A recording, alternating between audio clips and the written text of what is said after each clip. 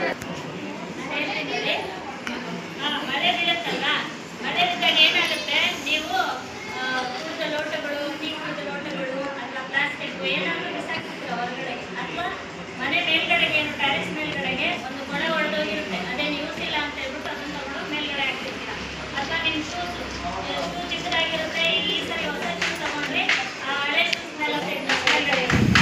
ಅಥವಾ ನಿಮ್ಮ ಹೂಕುಂಡದ ಕೆಳಗಡೆ ಪ್ಲೇಟ್ಗಳು ಇರ್ತಾವಲ್ಲ, ಅದರಲ್ಲಿ ನೀರಿರುತ್ತೆ, ಇಲ್ಲಿದೆ ಪ್ಲೇಟ್ ಕೆಳಗಡೆ ಇದೆಯಲ್ಲ ಅದರಲ್ಲಿ ನೀರಿರುತ್ತೆ. ಅವಾಗ ಏನು ಮಾಡ್ತೀರಾ, ಅದರಲ್ಲಿ ನೀರು ಹಾಕ್ತಾ ಇರೋದ್ರ, ಆದರೆ ನೀವು ಆ ನೀರನ್ನೆಲ್ಲ ಅಕ್ಕಪಕ್ಕ ಕ್ಲೀನಾಗಿಡಿ. ನಿಮ್ಮ ಪಕ್ಕದ ಮನೆಯವ್ರು ಕ್ಲೀನಾಗಿಲ್ಲ ಅಂತಂದ್ರೂ ನಿಮಗೆ ಕಚ್ಚುತ್ತೆ ಸೊಳ್ಳೆ. ನೋಡಿ, ಸೊಳ್ಳೆ ಪರದೆಯನ್ನು ಬೆಳೆಸ್ಬೇಕು.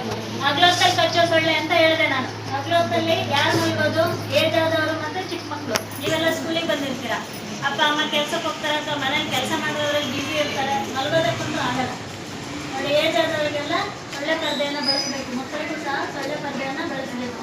ಒಟ್ಟಿನಲ್ಲಿ ಸೊಳ್ಳೆಯಿಂದ ಕಚ್ಚಿಸ್ಕೋಬಾರ್ದು ಅಷ್ಟೇ.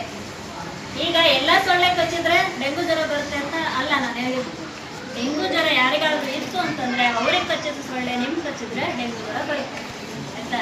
ನಾರ್ಮಲ್ ಆದರೆ ಹೆಂಗೆ ಗೊತ್ತಾಗುತ್ತೆ ಯಾರಿಗೆ ಕಚ್ಚಿದ ಸೊಳ್ಳೆ ಅದು ಅಂತ?